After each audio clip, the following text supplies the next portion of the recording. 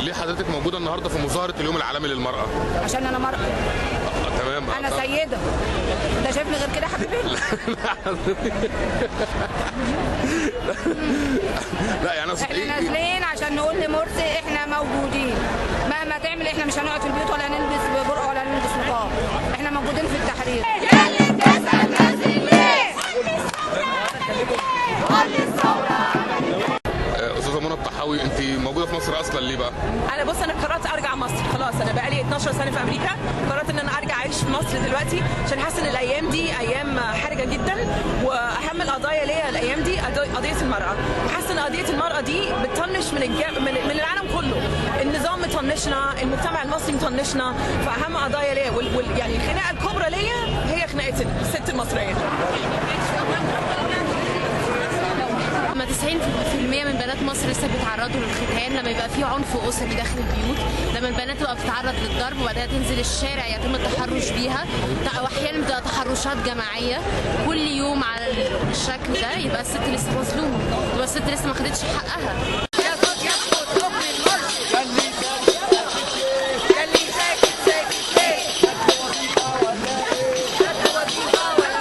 انا واحده من الناس اللي بنتها كانت ماشيه في الشارع، وواحد وقف يقول لها بدقن وجلابيه قصيره، جايه تقول لي يا مامي، واحد بيقول لي غطي شعرك وراح خابطها بعصايه. احنا مش في السعوديه هناك بيعاملوا خرفان، احنا مش خرفان.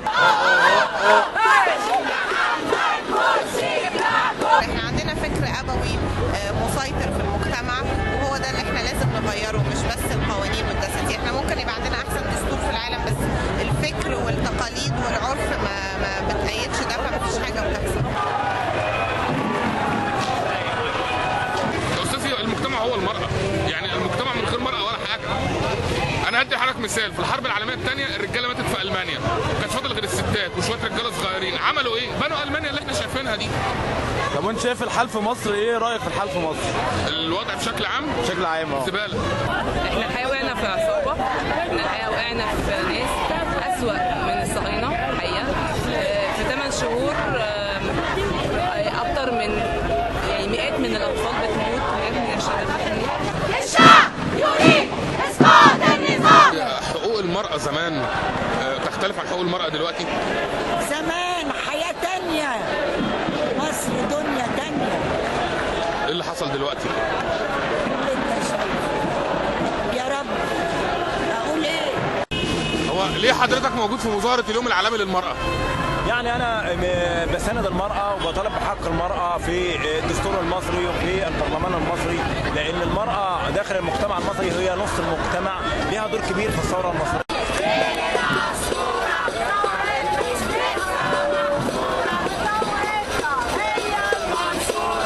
ايه مشاكل المرأة اللي انت نفسك انها تتحل يعني؟ ان اللي بيتحرش بيهم في الميدان ده لقطة فظيعة جدا جدا. ان واحدة يجي تحرش بيها حد في الميدان، احنا في الميدان ده اللي كنا بنصلي فيه جماعة، يحصل فيه كده شيء يلوث في الميدان ويوجعني من جوه طبعا يعني. الستات هتحرر مصر. غير صورة العالم للأحسن، لازم يحكمها المرأة. ده رأي حضرتك؟ أيوة ده رأيي يا ابني، احنا جربنا الرجالة، المرأة على الأقل عندها عطف وعندها حب. وبحيي الرجالة يعني